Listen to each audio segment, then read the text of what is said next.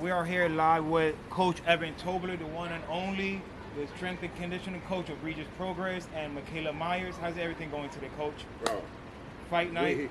it's fight night. I'm in Jersey, chilling with my son-in-law Tom. I had to come up here and see my grandson and my daughter, bro. I couldn't ask for a better moment to see my family and to come here and to be a part of a fight in New York City, in the great Madison Square Garden. What else? What else did you ask for? I mean, that's like the best. And this is actually the first time I've been in a fight, part of a fight in the Garden.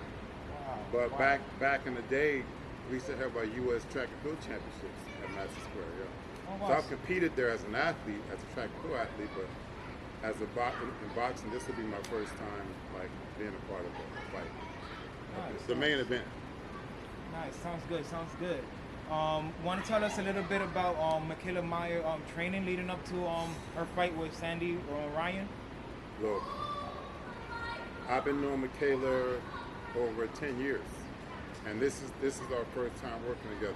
I trained her friend Jenny for 2 Olympics, who just won her first world title maybe 4 weeks ago. And Mikaela, man, is an ultimate professional. She's a fucking beast, bro. I tell you, she worked her ass off for this fight. And I'm talking about worked her ass off. We did some new things, but everything I do with her, condition-wise, is boxing related. Everything we do translates over to boxing. So everything I asked her to do, she did it at 100%. So I'm confident that her condition is at the top level. We're not getting tired. She's gonna punch hard every round, and we looking for a victory tonight here in Madison Square Garden. And that's a question Javon here will fight her. So I wanted to actually said like she's in condition very well and she's punching hard. And a lot of people feel like that was honestly going to be her weakness, as in like Sandy's a puncher.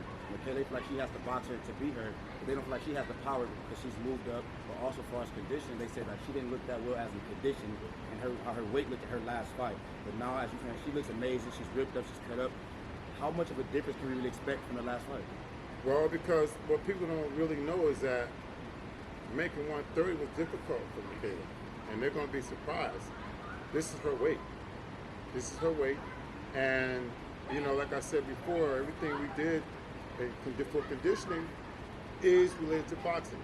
And for a fighter like Mikaela to be able to punch hard every single round, those are the things that we cover. So they've been bamboozled. She's gonna punch hard every fucking round, and she's not getting tired. Now, when you think it's, me personally, do you think it's a mistake if she does that, like in that sense of way, like for example, like when she fought Alicia, like as in standing and banging and punching, it kind of hurts her because she's actually a boxer. So like if she stands there and do that, do you think that'll help her in this fight, knowing that Sandy's a puncher? Well, let me tell you this. That ain't my lane. She got the best.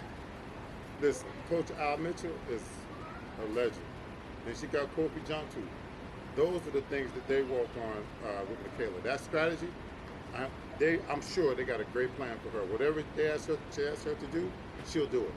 They got that plan. That ain't my plan. Is to make sure that when they ask her to do something physically, that she's ready. And who gonna outdo the master? Al Mitchell coached some of the top amateurs, the top pros in history. So I believe whatever Coach Mitchell and Coach Jaffe has planned for Mikaela, it's going to work, and they'll adjust on the fly. So a lot of people have Mikaela winning, but they pretty much think her emotions is going to be her downfall in this fight. As far as Coach K, as far as all the other coaches that she used to be with, the whole Sandy thing in the past, knowing each other. How do you think her mental is, and how is it going to play a part in this fight tonight? Well, we had training sessions for all that. Emotional ups, emotional downs. I don't think that's going to play any part because she's a content professional. She knows that she has to get in there and fight, and emotions can't be a part of it. I don't think that'll be a problem for Mikaela at all. So with that being said, do you think this fight's most likely going to be going the distance instead of being a short fight? You ask me, I don't like long fights. I want to fuck the knockouts, but boxing, you never know. Mm-hmm. Whatever happens, if it's a short night, a long night, Mikaela's ready for all that. Sounds good. So, Dope, I want to ask you, man. So, like, how's Regis been, man? I know he got an upcoming fight. How's that going, man? A lot of people want to hear about him. Haven't seen him much often since the last thing with, Haney. Yeah. How's he doing? We've been working. We've been working. Listen, I left Mikaela's camp 5-6 weeks with Mikaela, right into Houston. I left Regis yesterday in the pool session. He's working. He's working. He's working, and this is the most dangerous Regis program you're gonna ever get. It's weird because boxers are weird, bro. Listen, Regis Prograis will get a fucking belt, right? And he'll chill, right? But when that motherfucker got to go get a belt, and I've seen it over 12 years with the kid. This Regis Prograis, he's focused, he's determined, and he wants to be a 3-time world champion. When Regis said he was going to be a 2-time world champion, he did it. So I don't have any doubt. It's going to be a fight in Manchester. And Regis Prograis going to be ready for the fight. So can we expect a knockout? We're going to expect whatever happens in the fight. I believe that he can knock Catterall out. I asked Catterall at the press conference, when was the last time you knocked somebody out? He couldn't answer the question. Listen, if we want to go off statistics, Regis Prograis has 29 fights, 30 fights with 24 knockouts. That says he knocked motherfuckers out. So if he connects with Catterall, if he connects with anybody, it's a chance that they're going to sleep.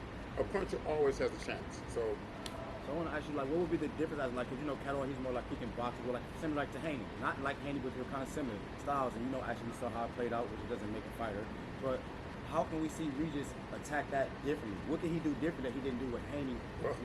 Well, see, you asking me questions that I can't answer that. I'll tell you one thing, he'll be ready. And so he has boxing coaches. He's back with Bobby Benton, and they'll have the plan. They'll have the plan for Regis to fight Catterall on the 26th. I'll tell you one thing, he's not getting tired. He's gonna punch hard every round. That's my job. All the boxing stuff, that's why we have coaches. And I'm sure that they have the plan for Regis Prograis to go in there and be victorious in Manchester over Jack Catterall. So with that being said, does it look like at all, or do you think Regis thinks that Jack Catterall is underestimating him at all coming into this fight? Well, when you have a performance, bad performances, that's all they can go off of. If they looking at the last fight, they thinking that he's gonna show up the same way. And I'm here to tell Catterall he's not. This is the dangerous Regis Prograis. So outside of that, I just want to ask you, man, what do you think about Devin Haney and Conor Benn? They've been going at it crazy. Then I also want to ask you, Tank had mentioned Richard Hitch. So what do you think about that if that fight was to happen? Listen, those two fights. Hitch, he talked too much. He ain't been in the trenches. Okay? Devin Haney, no matter what happened in the fight with Ryan Garcia, Devin Haney is a pure boxer. Devin Haney always has a chance. I don't have nothing against a young champ. I think he has a chance against anybody. Boxers always have chances. You get a guy like Conor Benn who's a freaking banger. Devin Haney may outbox him. I don't know. It's a good ass fight. You think he's still the same though? I don't think he's the same as from that last fight. I think at this level, Devin Haney's not quitting. He's not going to quit. So guess what? I'm sure his team will come with the plan for Devin Haney to return to the ring. And if they return to the ring against Conor Benn, they know who Conor Benn is. They know his style, and they will adjust. I believe that he'll adjust. And he's young, man. A young champ, he'll come back. And then this last quick question: do you think it's time for Danny Garcia to hang it up? I like Danny Garcia. Is it time? I don't know, man. I want to see him fight. He pretty much quitting the stool. Yeah. It's an older Danny. I don't know. Did Danny say he was going to stop? No. Oh, well, then we're going to see Danny Garcia again. I like Danny Garcia. All right, man. Thank you, Javon. Here with Fight Hype. I appreciate you, my man. Thank you. Thank you, Coach. Appreciate it. That's Eddie with Coastal Boxing. Have a good one.